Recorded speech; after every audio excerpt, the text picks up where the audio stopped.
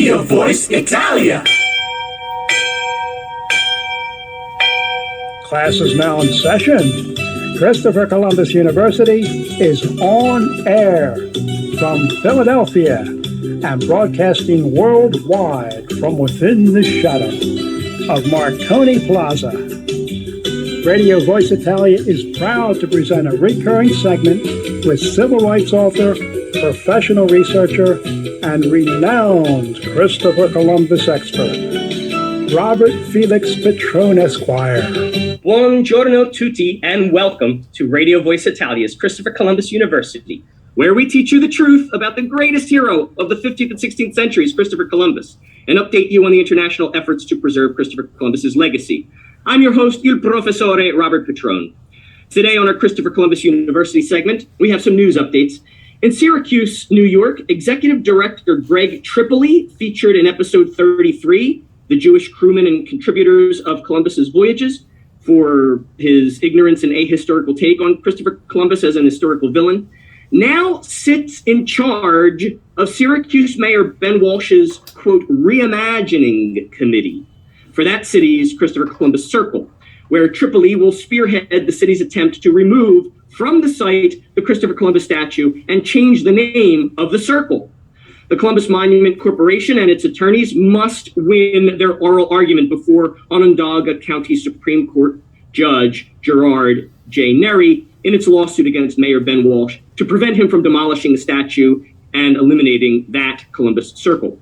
The argument occurred on Thursday, January 13th at 10:30 a.m. at the request of Mayor Walsh's attorneys and was open to the public. We now await with bated breath the ruling of Judge Gerard J. Nery, and the eyes of the world are watching now. In Boston, Massachusetts, City Councilwoman Lydia Edwards of Boston's 1st District, who recently replaced former Councilman Salvatore Lamattina, has just been elected to State Senate, replacing former State Senator Joseph Buoncore. As City Councilwoman, Edwards betrayed her Italian-American constituency by supporting interim Mayor Kim Janey's spiteful cancellation of Columbus Day and posting to her Facebook page the hateful, ignorant, and ahistorical message that, quote, we need to divorce Columbus from the celebration of Italian heritage, period, end quote. I don't know who we refers to. Lydia Edwards doesn't sound like an Italian name to me. So I'm not sure where she gets off telling Italians how we are to celebrate our heritage. Communications Officer Tom Damigella of the Massachusetts Italian-American Alliance wrote a letter to Councilwoman Edwards condemning her words and actions. Boston's Italian-American newspaper, the Post-Gazette, published the letter in which Mr. Damigella told the Marxist councilwoman, quote, it is clear to me that you have not even taken the time to educate yourself as to why we defend Christopher Columbus or to investigate how many historians have debunked the popular urban myths about Columbus's so-called atrocities alleged in Howard Zinn's book, The People's History of the United States, 30 years ago. These are lies that have been perpetuated, unfortunately, for political reasons, end quote. Mr. Damigella urged Bostonians to, quote, call out the Marxist councilwoman Edwards, quote, on her hostile decision toward Italian Americans' legacy in this city. For the substantive portion of today's class, we continue our 6-part series in which I am zooming in on each of the 8 slanderous myths the Columbus detractors always push about Christopher Columbus, that he was supposedly a racist, rapist, maimer, murderer, slave owner, slave trader, grifter, and genocidaire. Classes 35 and 36 covered the first 2, respectively. Today, we focus on the myth of Columbus as a maimer, as in one who maims. Webster's New International Dictionary, 2nd edition, defines maiming as privation of the use of a limb or member of the body, a crippling or a serious physical injury, hence deprivation of something essential, a serious defect or blemish. Stedman's Medical Dictionary, 4th unabridged edition, defines it as to disable or cripple by an injury, a hurt, injury, or trauma. And finally, Black's Law Dictionary, 6th edition, defines it as to cripple or mutilate in any way, to inflict upon a person any injury which deprives him of the use of any limb or member of the body, or renders him lame or defective in bodily vigor, to inflict bodily injury, to seriously wound or disfigure, to disable, at common law, to deprive a person of a member or part of the body, the loss of which renders him less capable of fighting or defending himself, to commit mayhem, which is violent or damaging disorder or chaos. Of course, leave it up to the lawyer's dictionary to have the wordiest definition. Some states in America have crimes called maiming, such as Oklahoma, Virginia, and Vermont. Other jurisdictions might call the crime mayhem, like in California or some jurisdictions in England. And others still might call it something else. Generally, however, these statutes criminalize carrying out a premeditated design to injure another by mutilating or otherwise inflicting upon his person a disfiguring or disabling injury, either to a bodily organ, a limb, an extremity or digit, like the tongue, the eye, etc., such as by cutting it off or gouging it out or something to that effect. And as I mentioned in the previous episode, one can be guilty of maiming, mayhem, or whatever you want to call it. Number one, by being the person who actually commits the act that injures the victim, or number two, by being a conspirator to the act. That is, by A, agreeing with one or more people to maim a victim or victims, or B, agreeing with one or more people to commit a completely different crime, but in the course of committing that crime, one of your conspirators maims somebody in furtherance of the original crime. So let's look at how the primary historical sources flatly debunk any accusations that Christopher Columbus maimed anybody or conspired with others to do so. So the most common version of this accusation that we hear from Columbus detractors is the myth that Columbus imposed taxes on the tribal peoples of the Americas, a whole hawk's bell full of gold, and if they didn't pay it, he cut off their hands. Okay, that's false, false. This did not happen. This fabrication comes from the account of Peter Martyr in his book, De Urbe Novo, which I talked about in some detail in class number 14, titled The Primary Historical Sources. De Urbe Novo is Latin for On the New World. The book was translated into and published in English as Decades of the New World, and is an anthology of letters and reports of the early explorations of Central and South America, written contemporaneously with or very close in time to the events recorded, and curated by Peter Martyr d'Anghiera, or of Angleria, an Italian historian, prolific writer and chronicler, and a contemporary of Christopher Columbus. The actual account in De Urbe Novo goes a little something like this. So Columbus returned to the West Indies on his second voyage to find all 40 occupants of the Navidad settlement he left behind murdered in cold blood by Carib marauders. The nearby village of his Taino chieftain friend, Guacanagari, was also attacked. And while the Caribs didn't utterly destroy Guacanagari's village like they did the Navidad settlement, they did murder one of Guacanagari's womenfolk and kidnap another. Guacanagari begged Columbus to rescue his kidnapped villager. So, on March 24th, 1495, Columbus and Guacanagari took a combined party of Spaniards and Taino warriors out to look for the Carib chieftains. The European Taino alliance found the Caribs and engaged them. Hernando Colon writes in Life of the Admiral that, quote, Columbus's intention was to make an approach from two different directions on the Carib Indians who were scattered about the fields, for he thought that fear on hearing the sound of firing from various sides would more likely than anything else to put them to flight, as was effectively demonstrated by the events, end quote. You see, Columbus was seeking to avoid bloodshed, and it worked for a time, but the Carib marauders began, quote, reforming. So the Spaniards charged them on horseback and with hounds to prevent their forces from reforming. Now, this is something that Columbus detractors often cite, the use of dogs. But number one, This wasn't Columbus's plan. It was to break up the formation of the war band and bring in the chieftains. Number two, it was only in response to and to put an end to the continued aggression of the Carib marauders.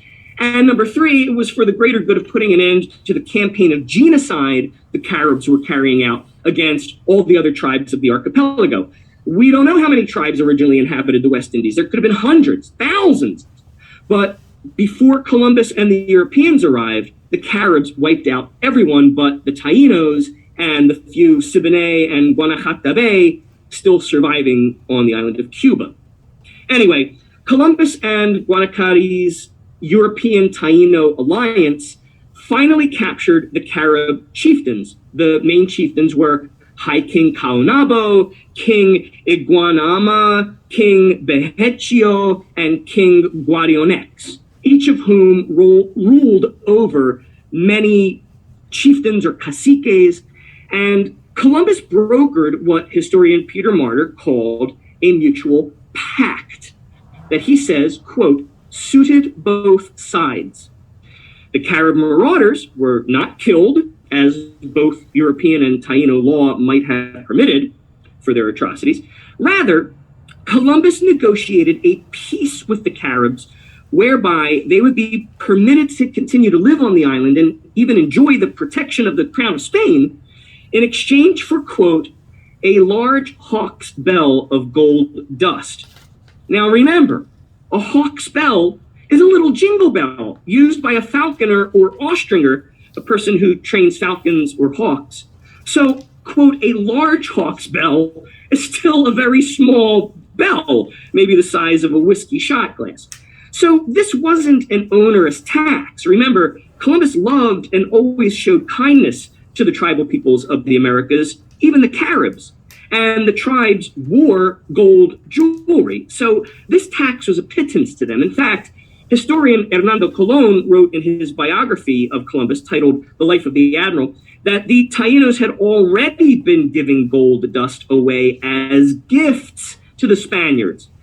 And if they had access to gold dust, certainly the marauding Caribs who descended upon Taino islands, wiped out Tainos, enslaved their boys and raped their women and girls, surely had access to gold dust. Either the gold dust they had found on their own or gold dust the Caribs stole from their Taino victims.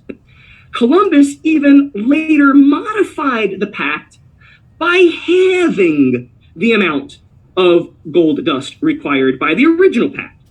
And if the Caribs couldn't pay even that half amount, the pact Columbus made with them provided that they could substitute something else, like cotton. And here's the passage that Columbus detractors seize upon and add their own fabricated facts to in order to spin the yarn of Columbus maiming people. Are you ready? Hernando Colon writes in chapter 61 of Life of the Admiral that according to this pact, the European Taino alliance made with the Caribs, who had murdered the 40 settlers of the Navidad settlement and attacked and kidnapped Guacanagari's villagers, quote, any who didn't have a token, that is a brass or copper coin indicating that the Carib had paid his tribute, quote, was to be punished. That's it. Was to be punished. From that four-word phrase, the lying Marxist Columbus detractors shout without any supporting evidence, and in fact against all evidence, Columbus punished them by cutting off their hands. No, he didn't. And this, my dear listeners, is where the now Amazon banned book, History of the Indies by Bartolomé de las Casas, reveals the truth.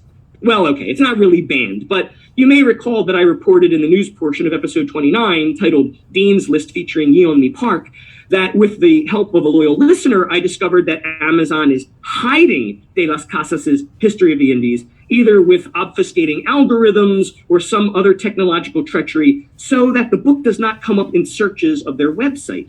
In fact, no one else that I could find offers the book for sale anymore. despite the fact that I had no trouble obtaining it in 2018 when Philadelphia City Council enlisted me to conduct the research to fight a lone Marxist agitator's petition to eliminate the municipal holiday of Christopher Columbus Day. It's as if big tech and big media corporations are engaging in yet another act of damnatio memoriae, now of De Las Casas' revealing work that puts the lie to the slander of the Columbus detractors. It's as if they're trying to hide the truth. And in episode 29, I also gave you the link where you could find a copy of History of the Indies on Amazon. However, just in case a canny shopper managed to find the hidden link to their copy of the book, they have effected a second line of defense. They've made the book very expensive, hoping that will deter anyone who managed to find it on their website from buying it. All very insidious and pernicious. Anyway, Protector of the Indians, Bartolomé de las Casas, notes in Book 1, Chapter 105 of History of the Indies that the punishment was a mild one. A mild one. Does that sound like maiming to you? And we see many examples of the kind of mild punishments Columbus, as governor, meted out against any tribal people who committed crimes, which included, on the most lenient end of the spectrum, a verbal apology from the offender. Columbus did this in the Marguerite incident, which I'm going to talk about in a moment, to middling punishments like a few hours of detainment on board his ship before letting the offender free on an island. Columbus did this with a Carib marauder who had been a part of a Carib war party that murdered one of his sailors with an arrow. Presumably, the Carib that Columbus let free was not one of the worst of the aggressors. To the most severe of Columbus's punishments, shuttling the offender back to Spain to stand trial. Columbus did this with those tribal people who committed the worst atrocities, specifically the Carib marauders of King Caonabo, who had slaughtered the entire Navidad settlement, the Carib marauders of chieftain Guatigana, who had set fire to a hospital, killing 40 hospitalized and convalescing settlers. Even the worst mass murderers among the tribal peoples were treated not just humanely, but kindly by Christopher Columbus. Now compare this to how Columbus treated the European hidalgos who caused trouble. For example, Adrián de Mojica, a Spanish nobleman who, with the assistance of Mayor Francisco Roldán, initiated atrocities against the Taínos against the will of Governor Columbus and sparked an Hidalgo rebellion. Columbus delivered Adrián de Mojica to the alcalde mayor, or the judge he had appointed in Hispaniola for the trial, and the alcalde mayor convicted de Mojica and sentenced him to death by hanging. Columbus wrote about the judgment of sentence by the alcalde mayor, quote, "I had determined never to touch a hair on anyone's head," but that Columbus, quote, "could not save Mojica from arrest and hanging." Columbus emphasized his regret that Mojica's crimes called for capital punishment, but lamented that they were so heinous that Columbus, quote, "would have acted in the same way toward my own brother if he had done the same." This is quoted in Book 1, Chapter 181 of History of the Indies. So Columbus was not only considerably more harsh in punishing any European settlers who committed crimes in Hispaniola than he was in punishing any tribal peoples who did so, including Carib marauders, but he treated crimes against the tribal peoples as the most serious type of crime. So protective and loving was he of the tribal peoples of the Americas. Okay, but before we get to the Marguerite incident, there's an epilogue to the story about the pact with the Caribs who attacked the Navidad settlement and Guacanagari's village. Columbus detractors conflate the events of the pact Columbus made with the Carib marauders with something Nicolas Ovando did. Remember, Ovando was the governor after Francisco de Bobadilla got deposed from office by Columbus's court testimony about Bobadilla's atrocities against the Taínos. And remember, Ovando was just as bad as, if not worse than, Bobadilla. The lying Marxist Columbus detractors quote a passage from De las Casas' History of the Indies, where De las Casas says, and brace yourself because this is gruesome, that under the reign of terror of Nicolas de Ovando, Comendador de Lares, the hidalgos, quote, would cut an Indian's hand and leave it hanging by a strand of flesh. The lying Marxist Columbus detractors then pretend that it was Columbus who did this, or that the hidalgos did this under Columbus's governorship. Neither is true. The hidalgos maimed, mutilated, and murdered the tribal peoples of the Americas only after they got Columbus out of office and replaced him with governors who were murderous hidalgos like themselves.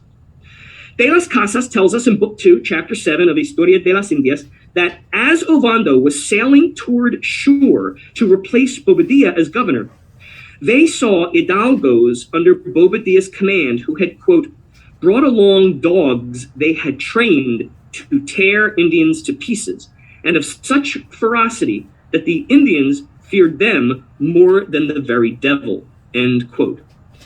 De las Casas saw with his own eyes and heard with his own ears one of Bobadilla's men ask another of his dog, what if we let him loose? Embrace yourselves, listeners, this gets very gruesome. Quote, then, for a laugh, he and his friend, both devils incarnate, told the dog to attack, thinking they could control him. But the dog charged like a mad horse and dragged the Spaniard behind him. The dog jumped on the chieftain and with his powerful jaws tore at the man's stomach, pulling out the intestines as the chieftain staggered away, end quote. Again, the lying Marxist Columbus detractors like to conflate this atrocity committed in 1502 by Bobadilla's men with the European Taino Alliance's use of dogs in the March 24th, 1495 confrontation with the Carib marauders, in which no such occurrence appears in the historical record. Again, very different events occurring in very different time periods. And again, I hasten to point out that Columbus put a stop to the practice of the hidalgos under Bobadilla and Ovando maiming the tribal peoples. In the last years of Columbus's life, he constantly reported to the crown how the tribal peoples were being mistreated by Ovando and successfully petitioned the widowed King Ferdinand of Spain to issue a royal decree reading that, quote, all the Indians of Hispaniola were to be left free, not subject to servitude, unmolested and unharmed, and allowed to live like freemen under law, just like any other in the kingdom of Castile, end quote. So, once again, the lying Marxist Columbus detractors are not only lying to you, they are telling that most heinous type of lie, not just an untruth, but the actual opposite of what is true. So that's the Hawksbell maiming myth. Basta chiuso.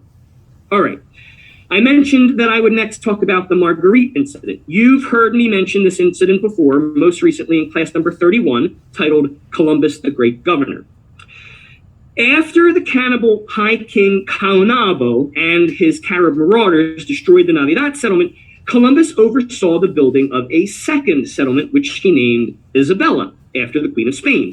And to protect this one, he oversaw the simultaneous construction of the Fort of Santo Tomas, meant to house some men-at-arms.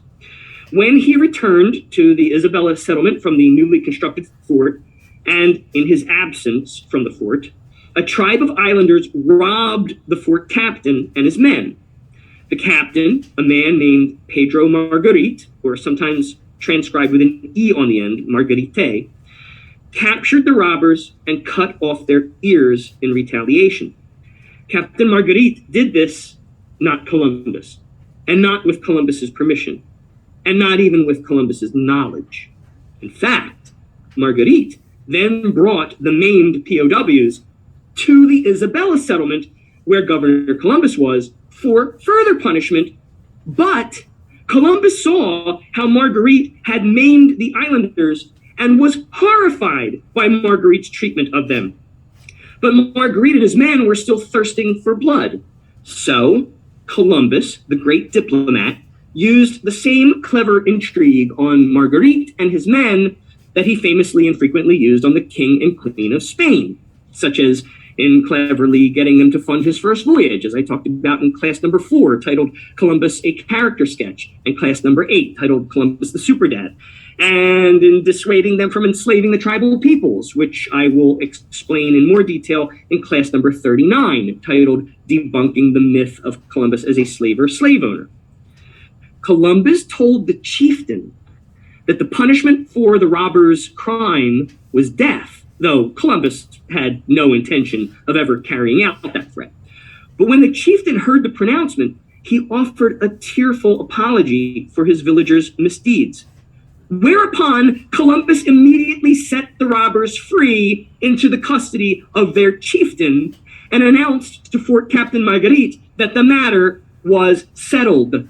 Basta chiuso. This story is recounted in Book 1, Chapter 93 of History of the Indies. Once again, Columbus used clever diplomacy to soothe the savage breast of the Spaniards, avoid any further bloodshed, and demonstrate how lenient he was on any tribal people who engaged in crimes and misdeeds against the Spanish settlers. Lastly, there was the maiming of a Taino chieftain, or cacique, by Conquistador Alonso de Ojeda under the governorship of Nicolás de Ovando. Ojeda went on himself to be a governor of a settlement called Urubá in modern-day Colombia. Bartolomé de las Casas talks about this maiming incident by Ojeda in Book 2, Chapter 42 of History of the Indies, where he says, quote, Ojeda had caused so much damage to the Indians.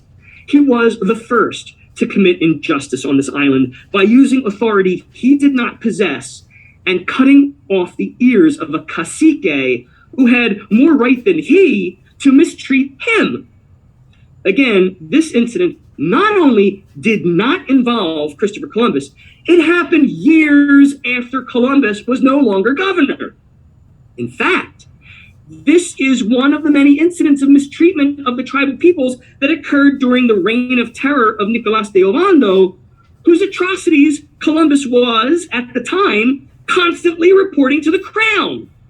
These reports, as I said a few minutes ago, culminated in Columbus successfully petitioning the widowed king of Spain to issue that royal decree reading that, quote, all the Indians of Hispaniola were to be left free, not subject to servitude, unmolested and unharmed, and allowed to live like freemen under law, just like any other in the kingdom of Castile. So, once again, the lying Marxist Columbus detractors are not just lying about Columbus, they are telling the more pernicious type of lie, not just an untruth, but the actual opposite of what is true.